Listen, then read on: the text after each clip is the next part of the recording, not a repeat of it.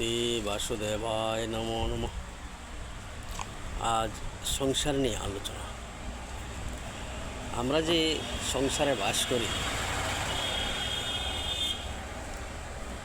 আমরা সংসার মধ্যে থেকে কর্ম সঠিকভাবে বা জ্ঞান সঠিকভাবে কিভাবে রাখতে হবে, কিভাবে কর্ম করতে হবে, সে নিয়ে আজ আলোচনা।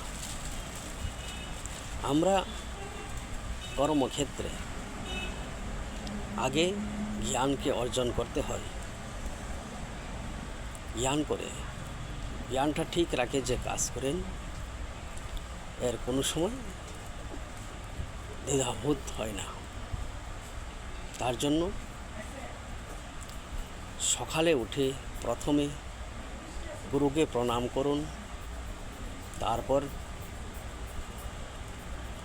আপনি যে ভগবানকে পুজো দেন। তারপর বাড়ির থেকে বার হওয়ার সময় যেই কর্ম করেন, নিষ্ঠা রাখে, মনটাকে নিষ্ঠাভাবে সেই কাজটি যেন সফলতা হয়, তাই মনে মনে ঠাকুর ভজনা করতে হয়।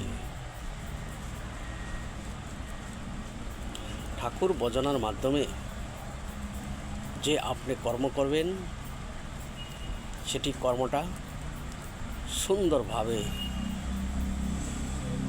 আনন্দে মোহী হয়ে যান।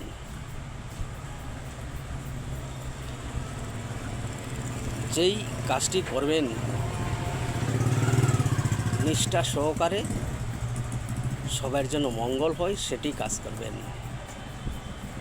যদি আপনি কোনো অমঙ্গলজনীয় কাজ করেন, তবে এখানে অকর্ম সৃষ্টি হয়, অহিংসা সৃষ্টি হয়। এখান থেকে আমরা কর্মর গতি উৎপন্ন হয়। তাই বলেছি, কর্মকে ঠিক রাখতে হলে আগে জ্ঞান, তারপর কর্মটা ঠিক রাখুন। দেখবেন কাজ সম্পূর্ণ হবে, সুখীময় হবেন। এখান থেকে আমাদের পাপ সৃষ্টি হয়। ভগবান বলেছিলেন, আমি গীতার মধ্যে উপস্থিত থাকি। আমি গীতাকে নিয়ে সংসার চালাই। যে গীতার বাণী যে শুনেন, যে মন দিয়ে বুঝেন, গীতা এই সংসারের মধ্যে অনেকেই পড়েন বা অনুভব করতে চান, কিন্তু যে পড়েন শুধু গীতা পড়লেই হয় না, এটার তত্ত্বটা কি নিজে অনুভব করতে হয়।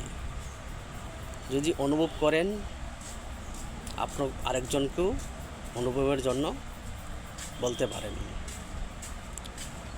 সেটাই আমরা লক্ষ্য। এই লক্ষ্যটা রেখে যে চলে, কোনো দিন অশান্তি হয় না। সর্ব দুঃখের মধ্যেও তানে সুখে থাকেন। যদি কোনো সংসারের মধ্যে কোনো দুঃখ থাকে, সংসারে কোনো অসুবিধা হয়, তারপর আপনি সুখে থাকবেন, মনটাকে বুঝিতে পারবেন, মনটাকে সান্ত্বনা দিতে পারবেন।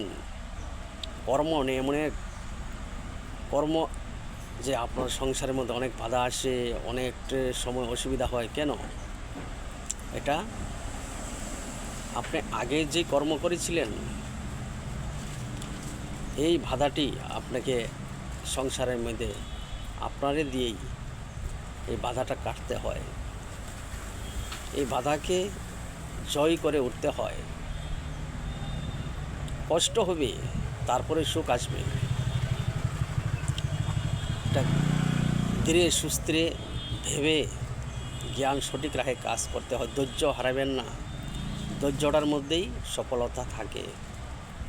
তার জন্য বলছি, যদি মনে করেন কোনো কষ্ট হইতেছে, কিন্তু কষ্টকে আপনার ধরিয়া রাখবেন, হাল ছাড়বেন না। দেখবেন ভগবান আপনার পিছনে থাকবেই, আপনাকে সামনে আগাবার জন্য রাস্তা দেখিয়ে দিবেন, আপনার কাছে আপনার অন্তরে থাকবেন, সবাইকে নিয়ে খুশি থাকতে পারবেন। কিন্তু ফার্স্টে কিছু কষ্ট অনুভব করতেই হবে। যেমন দেখেন, আমরা ঠাকুরের নাম লইতে চাই না, ভগবান কি বুঝতে চাই না। যদি কোনো অসুবিধা হয়, অ্যাক্সিডেন্ট হয়, সেই সময় আমরা ঠাকুরকে বুঝি। কিন্তু এরকম যদি হয়, কিন্তু দুঃখে থাকতেই পারেন। দুঃখে যে না থাকতে হলে আগের থেকেই ঠাকুরকে ভক্ত ভজনা করতে হয়।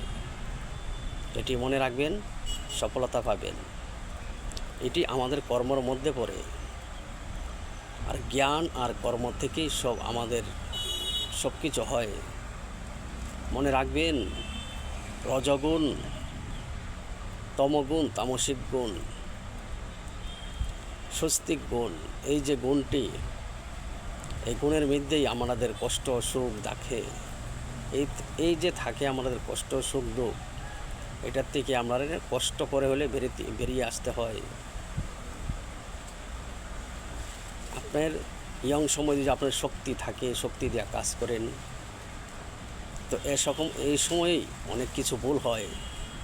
ভুলটা স্থিরভাবে ঠিক রেখে চলতে হয়।